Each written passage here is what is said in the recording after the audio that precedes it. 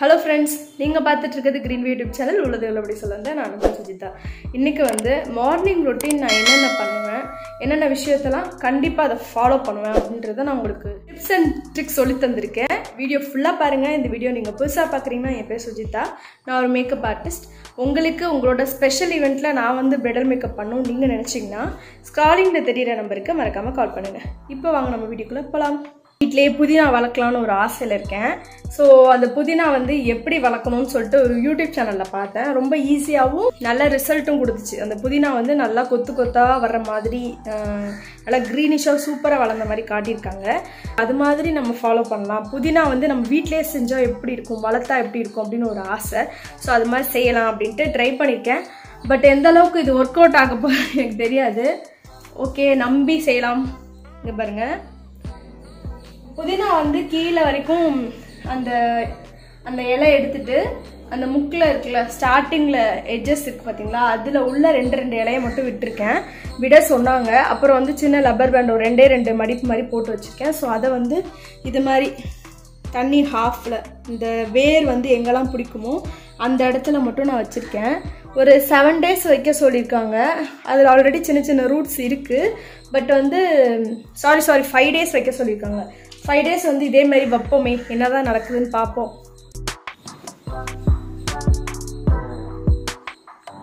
Root வந்து நல்லபடியாக வந்துருச்சு அப்படின்னா உங்களுக்கு நான் வந்து செடி நட்டு வச்சுட்டு எப்படி ரூட் நல்லா வந்திருக்கா இல்லையான்னு சொல்லிட்டு நான் உங்களுக்கு காட்டுறேன். நிறைய பேருக்கு வந்து புதினா வராதுன்னு நான் கேள்விப்பட்டிருக்கேன். புதினா எவ்வளோ தான் நம்ம ட்ரை பண்ணாலும் வராதுன்னு சொல்கிறாங்க.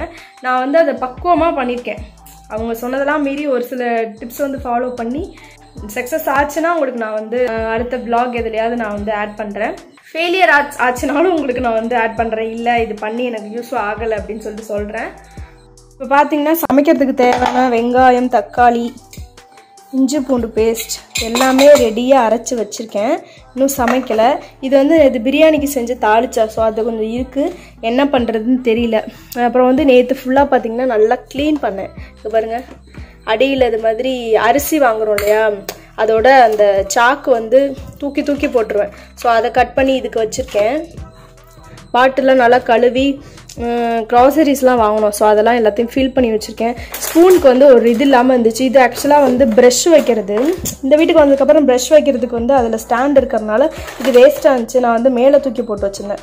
இப்போ வந்து இது அழகாக இருக்கிறதுனால நான் இதுக்கு யூஸ் பண்ணி வச்சுருக்கேன். இந்த இடத்துல வந்து 2 கப்புமே என்னால் வாங்கினேன். 50 rupeesக்கு வாங்கினேன்.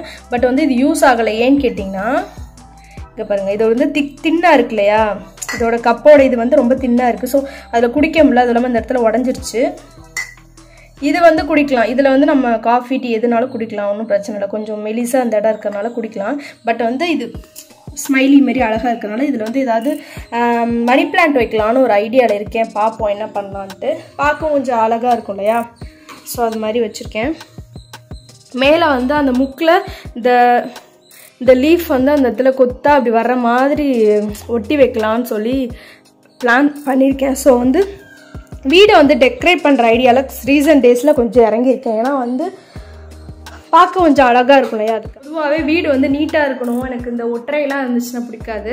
நம்ம வாழ்கிற வீடு கொஞ்சம் சுத்தமாக இருந்துச்சுன்னா ரொம்ப பிடிக்கும். அதனால் வந்து க்ளீன் பண்ணிகிட்டு இருந்தேன். எனக்கு வந்து இப்போ இந்த டிவி மட்டும் நான் க்ளீன் பண்ணாமல் இருக்கேன். இது வந்து எப்படி க்ளீன் பண்ணணுன்றதை நான் சொல்கிறேன். இது வந்து லிக்விட் ஏதாவது வச்சு நீங்கள் தொடச்சிங்கன்னா டிவி அவ்வளோதான். நீங்கள் 50,000க்கு வாங்கினாலும் சரி, 5 ரூபாய்க்கு வாங்கினாலும் சரி, டிவி போயிடும். தண்ணியெலாம் தொடவே கூடாது. அதனால் அது எப்படி க்ளீன் பண்ணணும்னு சொல்லிட்டு நான் இந்த வீடியோவில் உங்களுக்கு கவர் பண்ணுறேன். ஜெஃபி குட்டிக்கு வந்து எப்படி பண்ணி வச்சுருக்காங்க பார்த்தீங்களா. நான் வந்து இந்த ஐலைனர்லாம் போடுறேன் இல்லையா, ஸோ இங்கே வந்து அதை ட்ரை பண்ணியிருக்காங்க. பென்னு இது வந்து ஆக்சுவலாக மார்க்கர்னு நினைக்கிறேன். இது போக மாட்டேங்குது. இது எப்படி ரிமூவ் பண்ணணும்னு தெரில. ஸோ நம்ம சோப்பு தூள் எதாவது வச்சு ட்ரை பண்ணுவோம். இல்லைனா மேக்கப் ரிமூவர் ஏதாவது யூஸ் பண்ணி போகுதான்னு பார்க்கணும். ஸோ மேடம் வந்து இப்போ நான் கலட்டி வச்சிட்றேன். இதில் வந்து நான் என்னோடய கேமராவை செட் பண்ண போகிறேன். செட் பண்ணிவிட்டு இப்போ டிவி வந்து எப்படி க்ளீன் பண்ணணும் அப்படின்றத நான் காட்டுறேன். இதெல்லாம் வந்து நான் போன மாதம் மாட்டினது தான். ஸோ அதில் பாருங்கள் எவ்வளோ டஸ்ட் இருக்குன்னு. இதெல்லாம் வந்து டஸ்ட் பண்ணணும். டஸ்ட் பண்ணிவிட்டு மறுபடியும் அதை வந்து வைக்கணும். டிவியில் உள்ள டஸ்ட் வந்து வீடியோக்கு எந்த அளவுக்கு தெரியுதுன்னு தெரியல. பாருங்கள், ரொம்ப மோசமாக இருக்குது டிவி. இப்படியே விட்டோம்னா வீணாக போயிடும். என்னென்னத்தெல்லாம் போட்டு வச்சுருக்கேன் பார்த்தீங்களா? எல்லாம் நானே க்ளீன் பண்ணுவேன், நானே அசிங்கம் பண்ணுவேன். இந்த ஒயர்லேருந்து ஃபுல்லாக அப்படியே ஒற்றையாக இருக்கும். இதிலலாம் நான் சுத்தமாக அசிங்கமாக இருக்கா. ஸோ இதெல்லாம் எப்படி க்ளீன் பண்ணும் அப்படின்றத நான் காட்டுறேன்.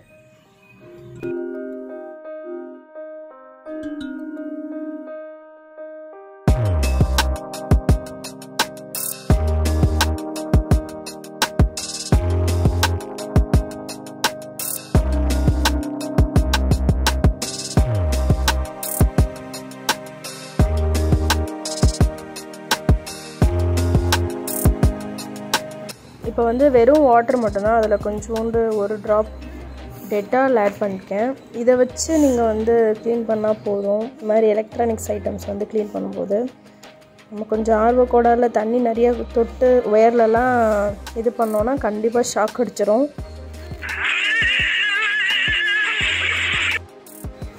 இந்த வீட்டுக்கு வந்து 6 மந்த் ஆக போதா. நான் வந்து அப்பப்போ லைட்டாக தொடச்சிட்டு இருந்தேன், டாப்பில் தொடச்சிட்டு இருந்தேன். பார்த்திங்கன்னா நல்லா கரை பிடிச்சிருச்சு. அதனால் அது நார்மலாக லைட்டாக தொடச்சா போயிடும்னு நினச்சேன். பட் அது வந்து டெட்டால் வச்சு தொடச்சதுக்கு அப்புறம் தான் போச்சு. அந்த அளவுக்கு இதாக இருந்தது. டிவி க்ளீன் ஆனதுக்கப்புறம் கொஞ்சம் மனசு சாட்டிஸ்ஃபைடாக இருந்துச்சு. எப்போவுமே ஹாலில் உட்காந்துருக்கும்போது என்னடா டிவியை மட்டும் தொடவே மாட்டோமே அப்படின்னு யோசிப்பேன்.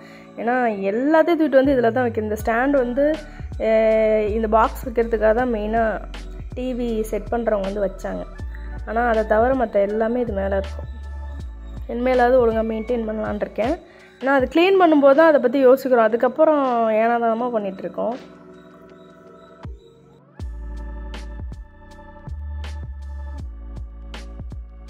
இப்போ வந்து ஒரு காட்டன் எடுத்துக்கிறேன். இதில் வந்து நீங்கள் லைட்டாக ரொம்ப பட்டுப்படாமல் தான் அந்த டெட்டாலோட ஈரம் இருக்குது. அதனால் நம்மளுக்கு வந்து டிவியில் பட்டுச்சுன்னா எதுவும் ஆகாது. ஸ்ட்ரெயிட்டாக நம்ம வந்து டெட்டாலில் முக்கி அப்படியே போர்டு துடைக்கிற மாதிரி துடைச்சோம்னா டிவி கண்டிப்பாக வீணாக போயிடும். அதனால் லைட்டாக அது மாதிரி லைட்டாக ஈரம் காயாமல் இருக்கும்ல, அந்த ஸ்டேஜில் இருக்கும்போது சும்மா இப்படி ரொம்ப அழுத்தி தேய்க்கக்கூடாது, சும்மா லைட்டாக.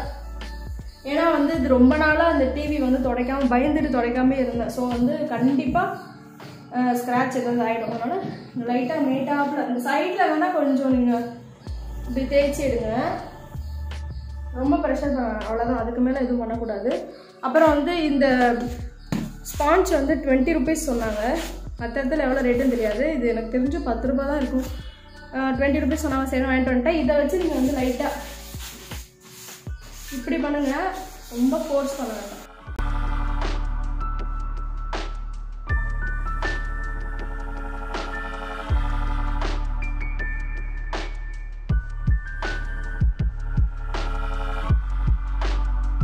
இந்த போர்டு இதெல்லாம் க்ளீன் பண்ணுவோம். இதெல்லாம் வந்து பார்க்க நம்மளுக்கு தெரியாது டஸ்ட் இருக்கிற மாதிரி, பட் வந்து தொடச்சோம்னா நிறைய வரும்.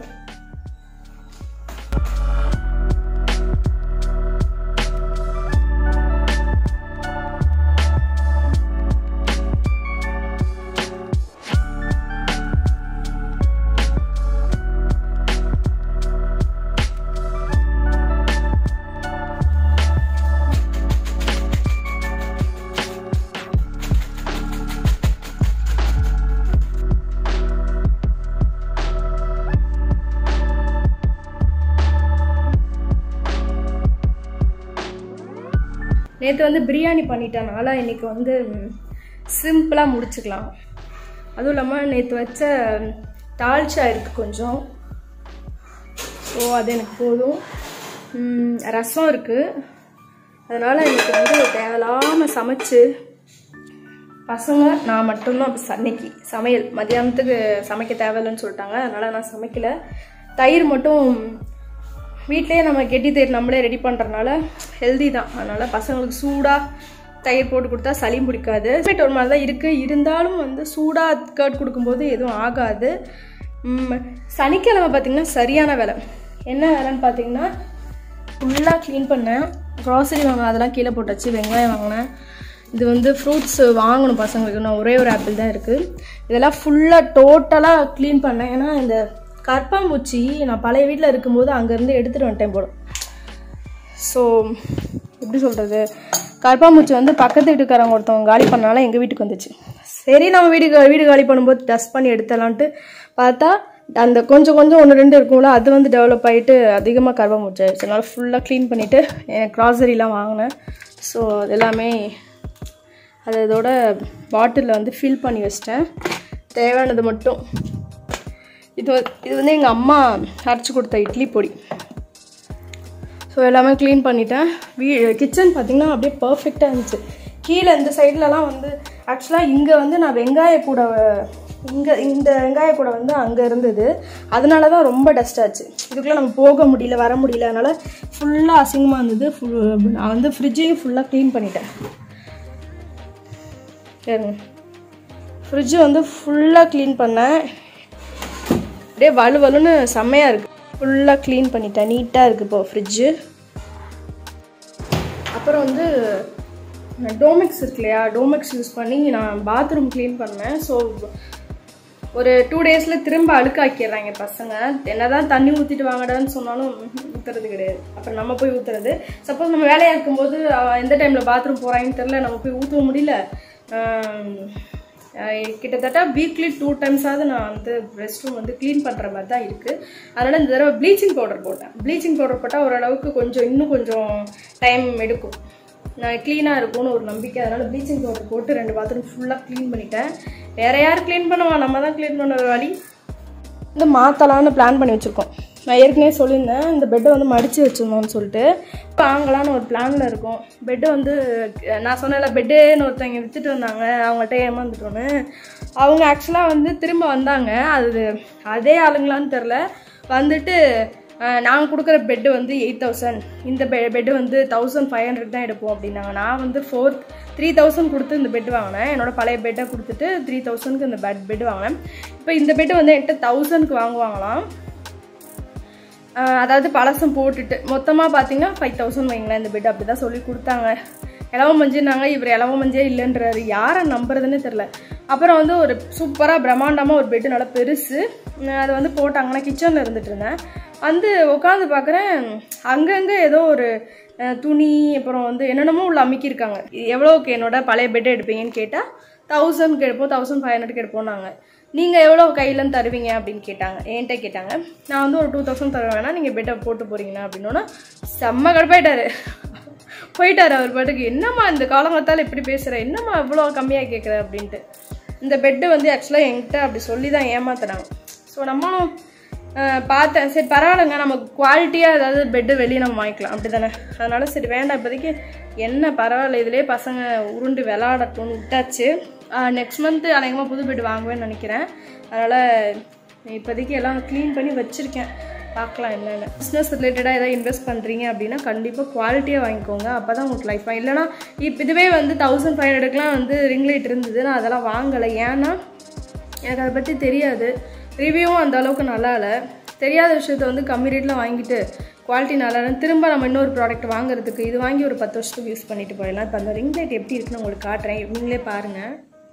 டிஜிடெக்குன்ற ஒரு பிராண்ட்லேருந்து வாங்கினோம். நல்லா யூஸ் ஆகுதுன்னு வைங்களேன். நம்ம வந்து ரீல்ஸ் எடுக்கிறதாலும் சரி, ஒரு ஷார்ட்ஸ் எடுக்கிறது எல்லாத்துக்குமே நல்லா யூஸ் ஆகுது. நல்லா எந்த பொருள் வாங்கினாலும் குவாலிட்டியாக வாங்குங்க, அதுதான் நான் சொல்ல வர்றது. இந்த வீடியோ எல்லாத்துக்கும் யூஸ்ஃபுல்லாக இருக்கும் அப்படின்னு நம்புகிறேன். சின்ன டிப்ஸ் தான். வ்ளாக் வந்து ரொம்ப குட்டியாக தான் இருக்கும். என்னோட மார்னிங் ரொட்டீன் இது தான். இதுக்கப்புறம் பார்த்தீங்கன்னா 12 o'clock ஆயிடுச்சு. இதுக்கப்புறம் நமக்கு வந்து ஆஃப்டர்நூன் இல்லையா, அதனால இந்த வீடியோவை நான் இதோட முடிச்சுக்கிறேன். அடுத்த ஒரு சூப்பரான வீடியோவில் பார்க்குறேன். அதுவரை நான் உங்கள் சுஜிதா.